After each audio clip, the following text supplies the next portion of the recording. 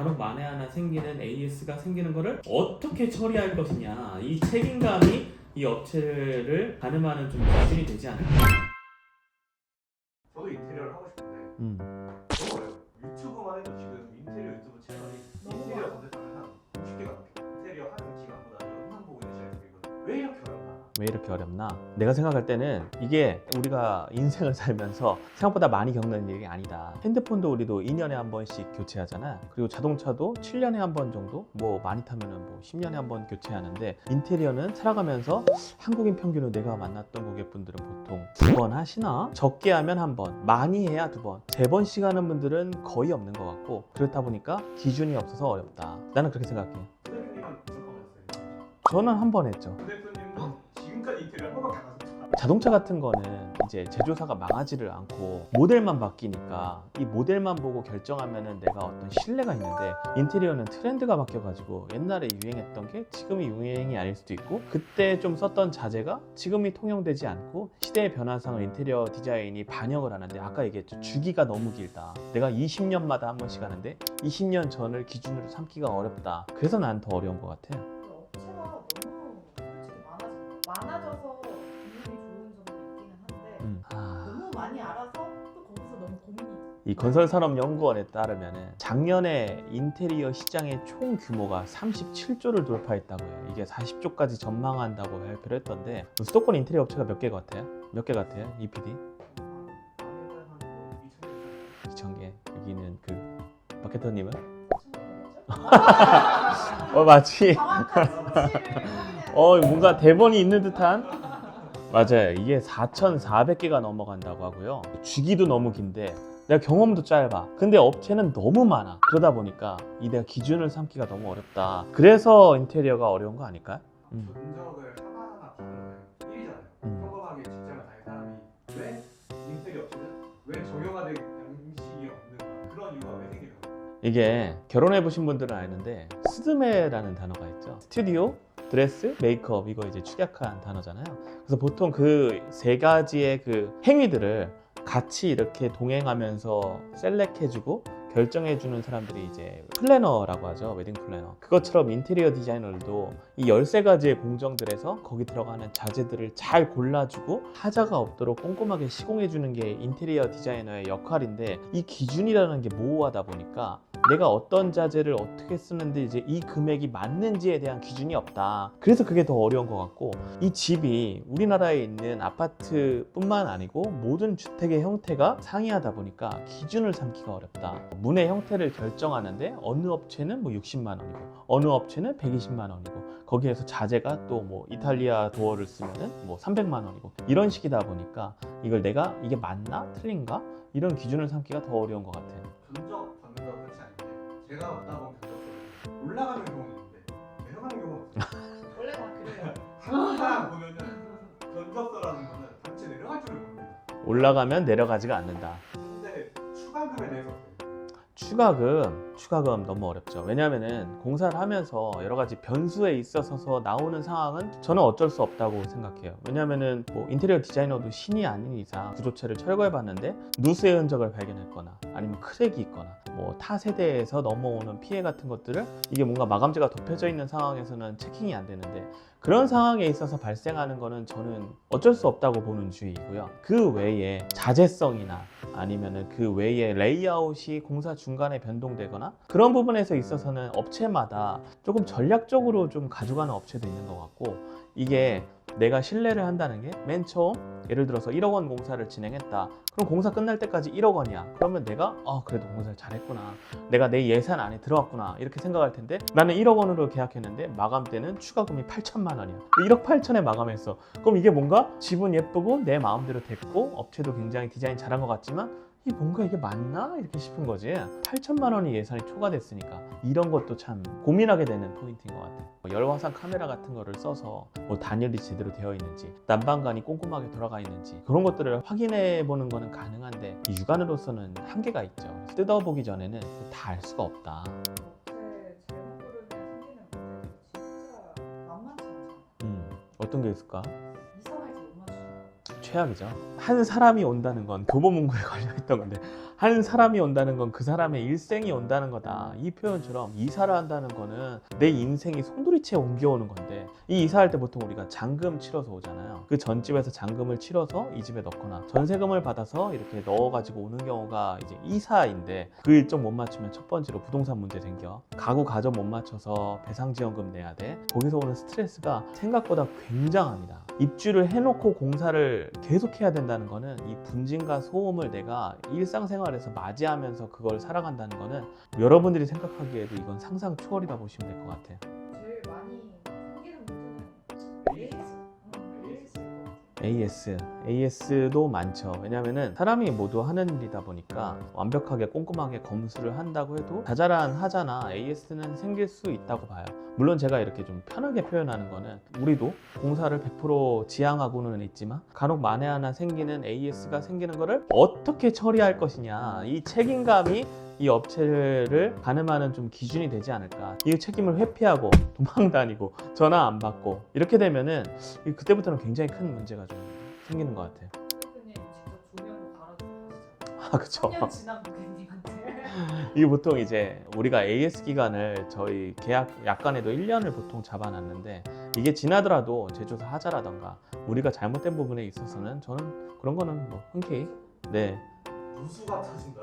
저 물 관련해가지고 이거 밑으로 줄줄줄 해버린다고 하면 그때 이제 제일 크게 피해봤던 집 중에 하나가, 공사하는 세대에서 누수가 나서 아랫집 7개 층까지 물이 내려가가지고 전부 다 공사 세대까지 포함해서 8세대가 피해를 봤던 현장이 기억이 나는데, 그래서 보험까지 전부 다 처리를 해서 굉장히 조금 힘들게 마감했던 그런 경험이 있었어요. 근데 결론은 그런 일이 있었을 때 이거 책임을 전가하고 회피하는 게 아니고 끝까지 처리하는 업체가 판단하게 되는 기준이 되지 않을까. 업체들이 많아지면서 생기는 문제가 없기는 한데, 가끔 가다가 이제 인테리어 법적으로 좀 실수를 한다든지 몰라서 잘못하시는 분들도 보이는 것 같아요. 보통 이제 내력벽 철거 같은 부분, 법적으로 금지되어 있는, 특히나 주택 같은 부분은 내력벽 철거해서 우리 집 무너지면 누가 손해? 나만 손해. 근데 공동주택에서 내력벽 함부로 철거했다가 잘못되면 누구 손해? 우리 모두의 손해. 그래서 공동주택 같은 경우는 그리고 내력벽 철거는 정말 면밀하게 살펴봐야 되는, 법적으로 금지된 거는 시행을 하면 안 되는 거고, 얼마 전에 9시 뉴스에서 맨 탑층에 거주하시는 분이 인테리어 업체에 요청을 해서 그 내력벽을 전부 다 철거해가지고 복층을 만들다가 이 적발이 돼가지고 원상복귀하는 게 9시 뉴스에 나온 걸 제가 봤거든요. 근데 그런 부분은 굉장히 위험한 거고, 확산방지 소화기도 원래는 의무 시공인데, 근데 그거를 시공을 안 했다가 예를 들어서 화재가 났어. 근데 그런 방지 소화기가 작동을 안 해서 우리 세대뿐만 아니고 공동주택이면 옆집이라던가 그 아파트에 손해가 있었다. 그럼 나중에 CCBB에 대한 밝혀졌었을 때 누가 손해를 보냐? 내가 전부 다 책임을 져야 된다. 이런 부분들도 골치가 아픈. 한창 옛날에 유행했던 경우가 현관 구명까지 많죠. 특히 복도식 아파트의 끝에 부분의 세대라든지 아니면 구축 아파트에서, 판산형 아파트에서 임의로 우리가 현관을 옮긴다든지 아니면 그 부분에 창고를 개설한다든지, 이런 부분들은 이 아파트의 공동의 재산인데 그런 부분을 좀 침해해서 하는 공사는 주의해야 될 필요가 있다. 아까 얘기했죠. 결론은 책임은 내가 져야 된다. 그래서 업체에 가이드를 전달받았다 하더라도 이 적법한지의 여부는 공사의 주체인 내가 좀 확인할 필요가 있다. 그렇게 생각합니다. 그러면 좋은 업체 찾는 것 좀 알려주세요. 실내건설업 면허라는 게 있어요. 이거는 자본금이 1억 원 이상이 있어야 되고, 산업기사 자격증을 가진 그 2명을 고용해야 되는 의무가 있어요. 그래야 이제 이 면허를 취득할 수가 있는데, 이 면허의 여부가 뭐가 중요하겠어요? 공사의 금액을 결정한다. 이 1,500만 원 이상의 공사를 하려면은 이 건설업 면허를 보유한 업체여야 이 공사를 지속할 수가 있는 거고, 이거 확인하는 방법이 정부24. 네, 정부24에 들어가면 되고요. 대한 전문 거기에 들어가서 이제 등록 여부를 확인하면 되는데, 중요한 거는 아까 제가 얼마 금액까지 공사한다고 했죠? 그래서 이걸 없는 업체들이 이 어떤 식으로 장난을 치냐면은, 공사 금액을 전부 다 1,500만 원을 끊어서 공사를 해요. 1억 원이라면은 1,500만 원을 계속 쪼개가지고 계약서를 1,500만 원 단위로 계약을 하거나, 그 발주처 그쪽으로 입금을 해서 아예 1,500만 원, 2,000만 원을 뚝 떼어서 그렇게 하고, 설비 부분 떼어서 하고, 목공 부분, 마감재 스타일 공사 부분 이렇게 뚝 떼어서 하고, 이런 식으로 1,500만 원 단위로 끊어서 공사를 하자고 하는 업체는 100% 실내건설업 면허가 없는 업체다. 이런 거 좀 주의하면 될 것 같아요. 아니면 두 번째는 면허를 빌립니다. 면허를 빌리거나 세 번째는 아까 전문기사, 이 산업기사의 2명의 고용을 해야 된다 그러잖아요. 그 2명이 실제 내 직원이 아닌 거지, 직원이 아닌 건데 잠시 이 큰 공사나 아니면 내가 짧은 기간 안에 단기 수익을 창출하기 위해서 이 2명을 잠깐 고용했다가 이제 퇴사하는 거죠. 이런 식으로 약간 좀 장난을 치는 업체들도 있고요. 1,500만 원이면은 도배, 장판, 조명 이 정도인데 뭐 레이아웃 개선이라든지 아니면 단일 공사 이런 거는 좀 어렵고요. 사실 건설 등록증이 이제는 믿을 만한 업체를 찾는 한 가지 지표라기보다는 되게 당연한 최소한의 기준인 것 같아요. 아주 미니멈한 기준인 거니까 이걸 있다고 해서 진짜 믿을 만한 업체인지 라고 반문하면은 사실 좀 애매한 것 같고요. 두 번째는 어떻게 봐야 되냐면은 사무실을 봐야 됩니다. 사무실이 있느냐 없느냐. 생각보다 사무실 없이 인테리어 디자인업을 하시는 분들이 생각보다 굉장히 많다. 여부가 중요한 거지. 사무실 실내의 어떤 마감이라던가 디테일한 부분들을 보시라는 게 아니고 이 업체가 이 업을 책임감 있게 유지할 수 있는 최소한의 사무실을 가지고 있느냐, 이것도 꼭 보셔야 돼요. 그래서 사무실에 가서 상담을 받고 건설업 면허가 가지고 있는지 여부를 판단해봐라, 이렇게 보면 될 것 같아요. 부가세 빼준다는 업체는 어떻게 생각해요? 최악이죠. 네. 부가세를 빼준다는 거는 세금을 포탈한다는 거고, 세금을 포탈한다는 거는 이 업을 영위할 생각이 없다는 거고, 이거 영상 올라가면 공격하시는 분들 분명히 있을 텐데 공격하셔도 됩니다. 네.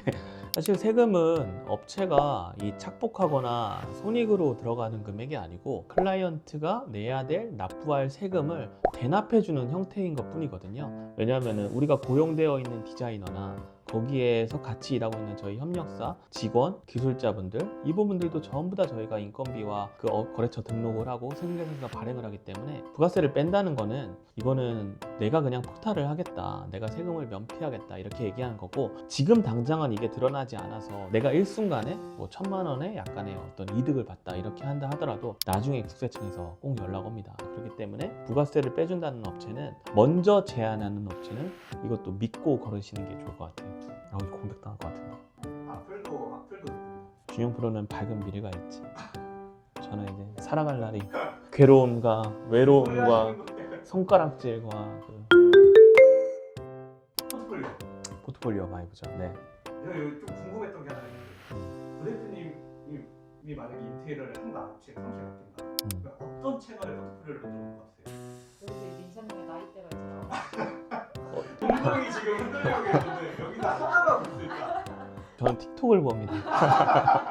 사실은 나와 잘 맞는 그 4,000개 중에 하나를 고르는 거잖아요. 그래서 나한테 잘 맞는 업체, 그 중에서도 디자이너를 골라야 되는데 이게 진짜 어렵다. 많은 포트폴리오를 보셔야 되고, 저는 개인적으로 무조건 제일 중요한 건 사실 리뷰 맞죠? 우리가 어디 가서 내가 어떤 서비스를 받기 위해서 뭘 검색할 때 네이버를 검색하던 구글을 검색하던 거기에 달려있는 리뷰를 보고 많이 가잖아요. 영화 개봉만 하더라도 내가 업체를 선별하는 기준 중에 하나는 업체 리뷰를 꼭 참고해 보시면 될 것 같고요. 리뷰를 조작하면 어떡해요? 자, 그럼 정리해 볼까요? 건설업 등록증을 거짓으로 등록하고, 사업자 등록을 하는데 사무실이 없고, 그리고 부가세를 빼주고 리뷰가 있는데 뭔가 이게 알바를 쓴 듯한 느낌이다. 저는 그 사람 성공한다고 봅니다.